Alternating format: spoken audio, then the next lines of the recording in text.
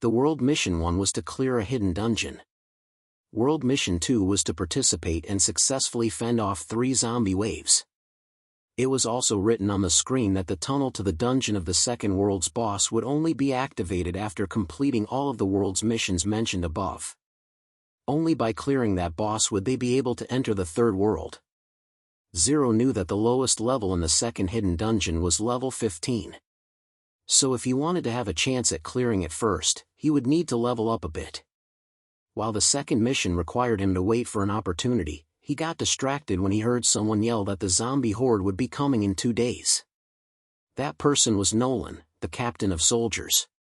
Nolan complained loudly that those disgusting zombies were always attacking Nodding City, so there weren't enough weapons left in the storage for their brothers in arms to use.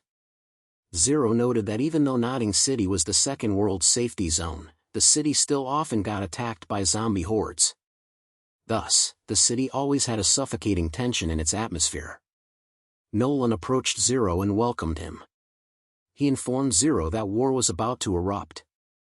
He asked if Zero could go to the west side of Nodding City and kill some of the mutated zombies there so that they might gather some resources and materials for weapons.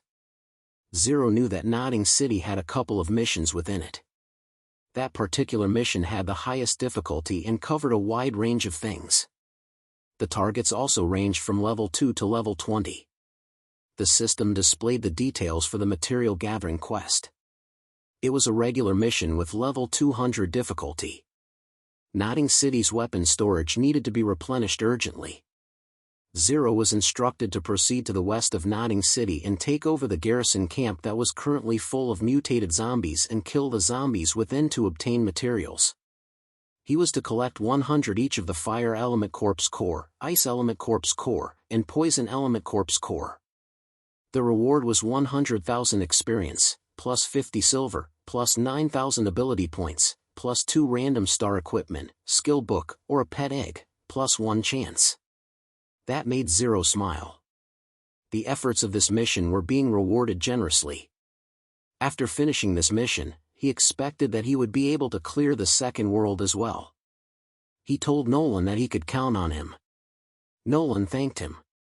Outside Nodding City at the Garrison camp, everything was on fire and zombies casually walked around. Zero stepped forward and announced that he'd begin. Our boy was also with his pet silver-armored scorpion. He started things off by casting his super fireball. One zombie burned while another was courageous enough to attack. It targeted the scorpion, but Zero's scorpion easily crushed it. Zero realized the possibility that the fire element zombies had fire resistance to fire spells, causing the damage inflicted to be greatly lowered. Because of that, he decided not to use fire-based spells. He took out his spear and uttered how he'd see them last. Zero instructed the silver-armored scorpion to absorb the flame zombies' aggro. It held the zombie's arm with its clippers. Zero was amazed that the silver-armored scorpion's equipped items, in addition to its protective skill, had given it a lifesteal-like ability. The flame zombie couldn't deal any damage to it. But it was funny how the little zombie dangled from its claws. Zero decided to make his next move, and that was to fight the fire zombie with ice. The zombie was encased in a crystal. Zero had defeated the level 11 flame zombie. With that, he gained plus 50 experience points and plus 110,000 ability points.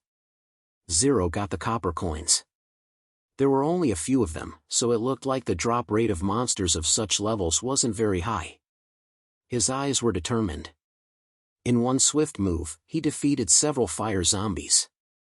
After that, he looked at his screen and uttered that he had only managed to collect Fire Element Corpse cores after toiling away for the entire afternoon. Not only was he heaps away from completing the mission, but drops were pathetic too. He decided to go eat first and then continue at night since it was essential for humans to eat to be able to function. But a loud roar surprised him. He had an inkling of what it could be. A boss monster was respawning. A level 14 Icefire zombie commander, a magic-type boss monster, appeared. Zero saw it and confirmed that his guess was right.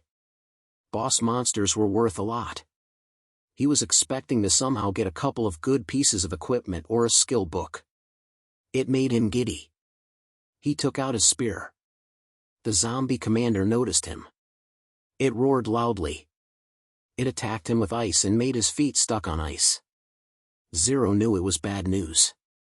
The zombie commander threw the glacial spike at him.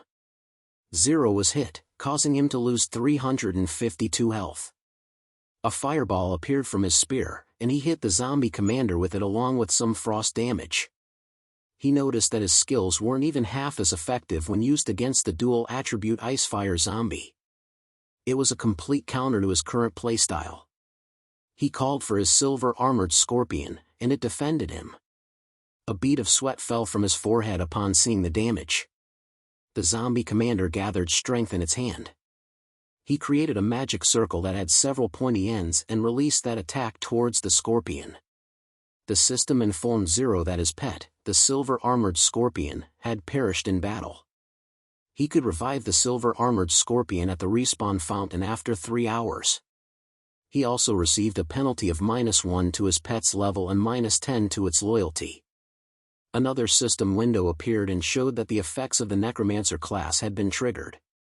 His pet, the silver-armored scorpion, would revive automatically in 1 hour and be spared from all death penalties. The zombie commander attacked him again.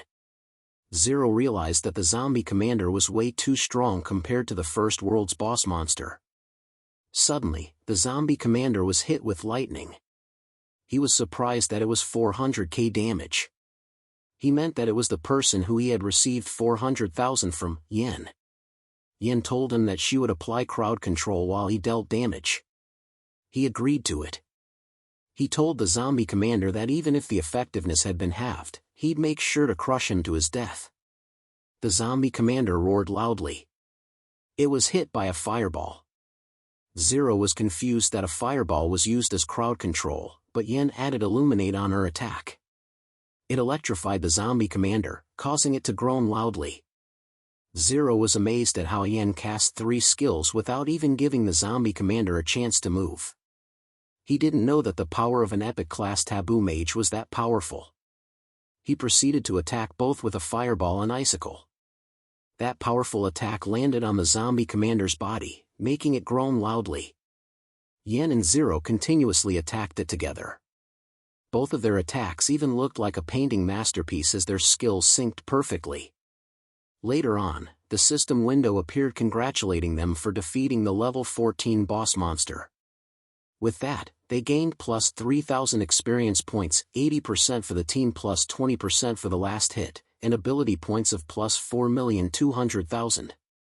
Zero called Miss 400,000 and expressed his relief that she was there. He told her that they were going to split the rewards evenly.